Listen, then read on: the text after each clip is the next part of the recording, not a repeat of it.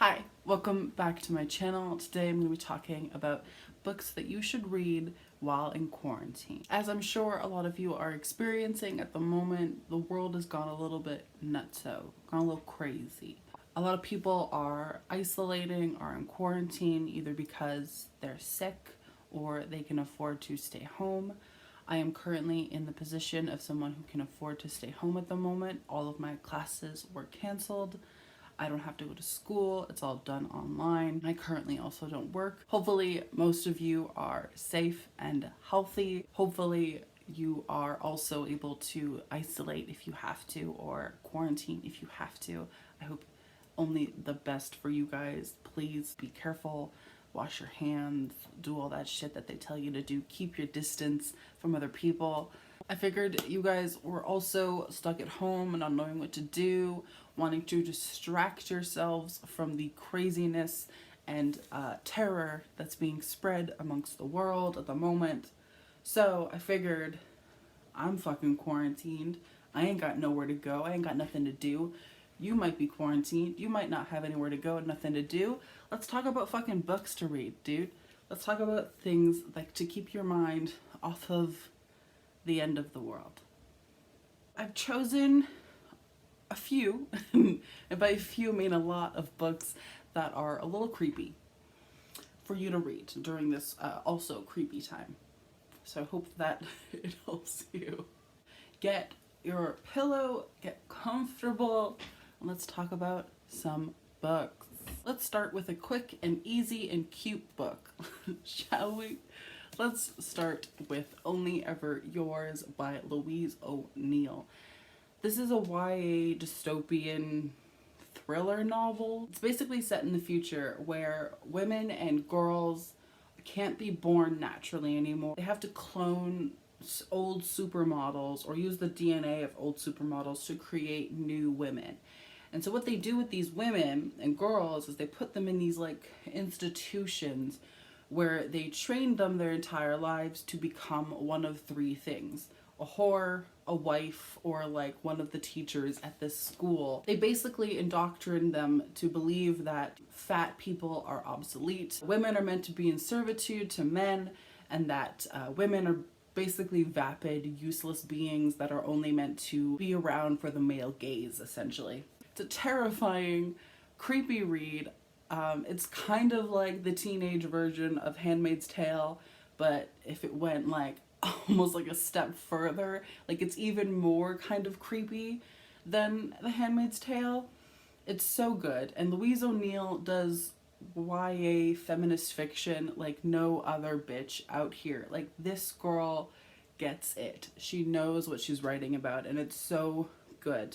So would recommend that you read this if you're quarantined, and just like if you're a human being in general, honestly. Let's talk about thrillers for a moment, shall we? One thriller that I think is perfect for a quarantine because it's quick, it's simple, you get sucked in, and then you kind of just race through it. You know what I mean? It's perfect. It's perfect as a distraction, and that is No Exit by Taylor Adams. This is a thriller novel about a girl named Darby. Darby is going to visit her mother in the hospital. Her and her mother aren't that close, but she finds out that her mother is sick, and so she decides that she's gonna go say goodbye. It's like a huge blizzard type of thing, and she gets stuck at this rest stop with a bunch of these other people, and she finds that one of the people at the rest stop has something really egregious and like horrible in their backseat, and so she has to like say some shit. She has to do something about it, because this bitch isn't the kind of girl to see something and not say something. This bitch is gonna say something, and that's literally the book.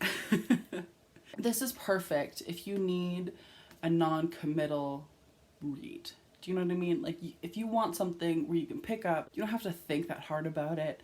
You can pick it up and then go on with your life when you finish it. Like, it's perfect for that. Another thriller that I'm gonna mention that's kind of like a crime thriller in a way is The Butterfly Garden by Dot Hutchinson. This is a book about a detective who is basically interviewing a young woman who was abducted and put into this place called the Butterfly Garden. And literally, it's just this dude who kidnaps young women and then like rapes them and then ritually kills them at a certain age and sort of sets them up in a way that where he can visit them and see them for the rest of life. And like he kind of like preserves their body in a really creepy way. It's crazy. And so this detective is interviewing one of the girls who was there, and it's literally just taking you through like from when she was kidnapped to when she was like rescued, kind of. I really, really enjoyed this. When I read it, I thought the world building was really, really well done. I thought the characters were stand out. They kind of leapt off the page for me. Also, I kind of love dark, fucked up shit, and this is some dark, fucked up shit. This would be so good if you're just like home alone, bored. So let's talk about some horror novels. So I have Imaginary Friend by Stephen Chbosky. This is a Goliath of a horror novel. This follows a young boy named Christopher who moves with his mother to a new place. They're both kind of starting over in a way. Christopher's mother is escaping from an abusive partner, and Christopher struggles with his own weirdness, his own oddities, his own sort of incapability of fitting in with other children or other people. Christopher walks into the woods one day and doesn't come back for I think 7 days or so, and then he comes back out and he's different, and then it goes from there. This is creepy, this is crazy, this is fun. Sorry for the shifting. The sun is literally insane though, and I'm like really worried that it's too noticeable. Is creepy, and I like to describe it as a mixture between Coraline and Nosferatu by Joe Hill. It's like also its own thing, right? It's got similarities to those things, but it's also its own thing. I do like this. I thought it was creepy. At parts it was repetitive, I'm not gonna lie to you. It's not perfect. I did really, really enjoy it, and I would recommend that you read it. I think it would be really good to read when you're home alone or when you're home for a long period of time and you have nothing to do. I think this would be really good to pick up. Also, the audiobook was...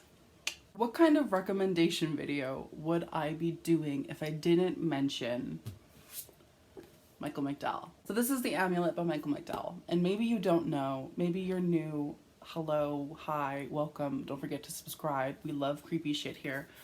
If you don't know, I am obsessed with Michael McDowell. He's like one of my favorite people who's ever existed. Just period. So The Amulet by Michael McDowell follows a young woman.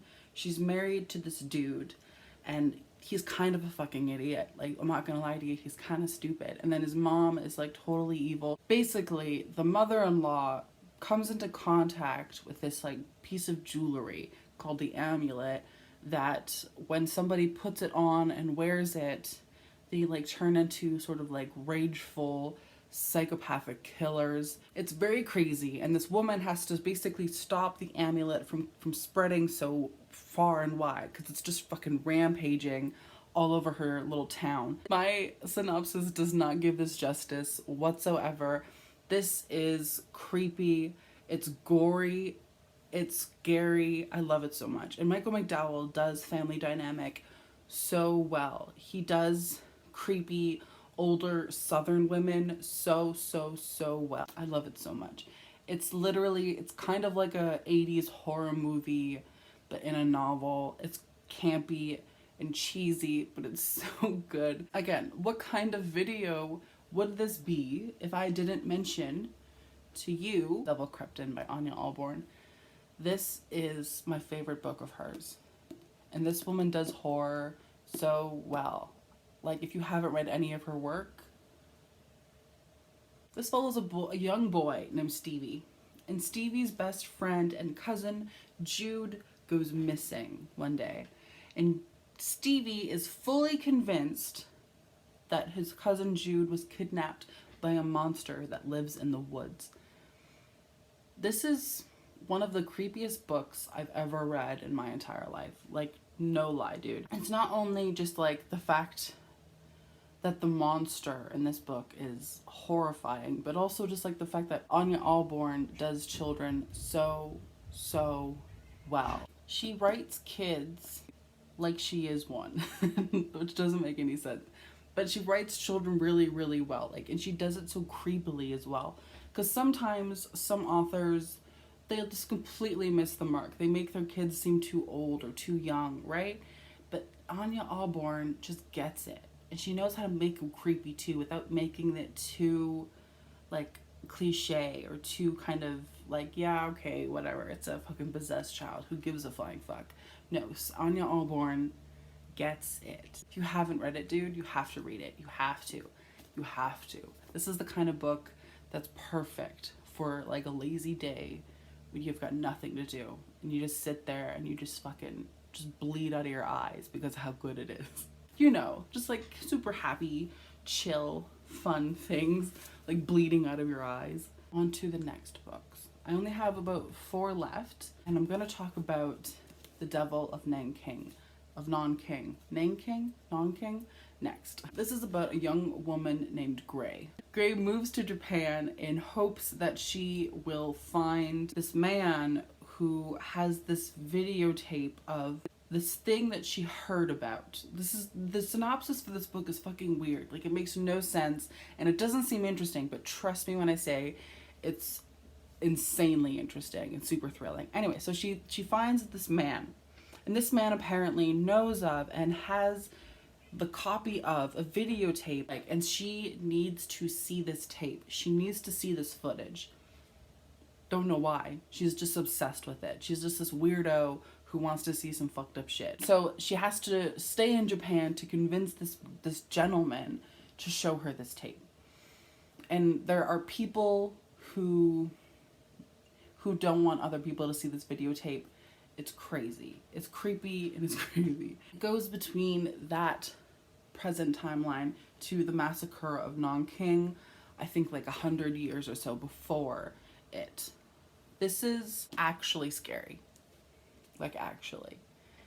And I don't want to say that and then you read it and be like, what the fuck are you talking about? To me, it was scary. In my opinion, this was not like a fun thing to read. I mean, it was fun in the sense that like I enjoy being scared, but it's also extremely stressful and will make you feel anxious. Get past the first like 25%, because after that, shit just goes out the window. It gets crazy. I'm telling you, man, this is so good and so creepy. This next book is kind of in between horror and fantasy, but I figured I'd mention it because it's like one of my favorite books of all time. And to me, it seemed impulsively readable. Like, it seems like something, and from my perspective, that is like a page turner. And that is The Library at Mount Char by Scott Hawkins. So again, kind of like the Devil of Nanking, this is kind of a weird book. We're following a girl named Carolyn who has been raised by this man who kind of took other children into his care and taught them specific things about the universe. So Carolyn, who has like speech, knows every fucking language that there ever was and will be. Like, other children that he took in know all about war. Other ones know all about like camouflage or something like that. I forget. These people have been trained since they were children to understand their subjects. And the book opens basically on all of the kids kind of meeting in the woods, and they're trying to find out what happened to their father, who has gone missing, who might be dead. And then it goes from there, and shit gets fucking crazy. It gets actually insane. Like, this is the kind of book that leaves you feeling exhilarated. I listened to this on audiobook, I think like a few years ago, maybe 3 or 4 years ago, and fell in love with it. Not only because it has these like incredibly fantastical elements to it, with like these fucking girl power vibes, which are amazing, but also just the fact that like the parts that are kind of horrifying and scary are like super horrifying and scary and like creepy and heartbreaking. Like, Scott Hawkins does not shy away from making you feel uncomfortable and horrified for what happens to these people and the people around them. Like, it's disgusting, but also so good. Again, like I said, these books all read very quickly, in my opinion. They are all paced super well. They're all exhilarating, mostly. I'm gonna mention this one quickly because it's not technically like a horror novel or like a thriller novel, but to me, it's like one of my favorite like thrilling books, even if it doesn't fit into that category. I'm talking about The Good People by Hannah Kent. Now, bitch, this is a historical fiction novel, but this book will blow you away. The book opens on her finding out that her husband has died. And so she is left alone in the care of her grandson. Her daughter had died a few months prior to that. And so her and her husband had been looking after their grandson. But now that her husband is dead, she's just alone with this kid. And this child is changed. So basically, when she first met the child, he was totally normal, totally like a normal kid, just, you know, talking, babbling, blah, blah, blah, you know? I don't know what normal kids look like or seem like. Oops. But either way, so she meets the kid, he's normal. When she meets him again after her daughter has died, he's completely changed. His limbs are kind of, what's the word? They're kind of just like, do you know what I mean? Like they're very rigid, it seems. And he doesn't know how to walk, he can't speak. And he's, I think, about 3 or 4 years old. I think if they had like modern science, they would know that this child had like a stroke or something had gone wrong with his brain. However, this is like medieval times, like in the 1800s. So for her, she can only go to the conclusion that this child has been kidnapped or taken by changelings, and they've left a changeling in his place. And so she hires this like witch doctor kind of woman to help her sort of get back her old grandson. It's really, really fucked up. And it's also really, really good. It's so good. First of all, Hannah Kent writes beautifully. And she sort of paces the plot in a way where you're sort of compelled to keep reading and keep reading and keep reading until you literally just can't look away because it's just so horrifying. It's so good. I said, like I said, I'm only going to mention it briefly because it's not at all what this video is supposed to be. But I thought I would because I do think it's one of the more fucked up books I've ever read. And I think if you're looking for fucked up books, this is one of them. Quickly, let's talk about the last book that I have, and that is Turn of the Key by Ruth Ware. This is a thriller novel, and I love it. The Turn of the Key is about this woman who at the beginning of the novel says that like they think that she killed this child that she was nannying for, but she didn't. She's innocent.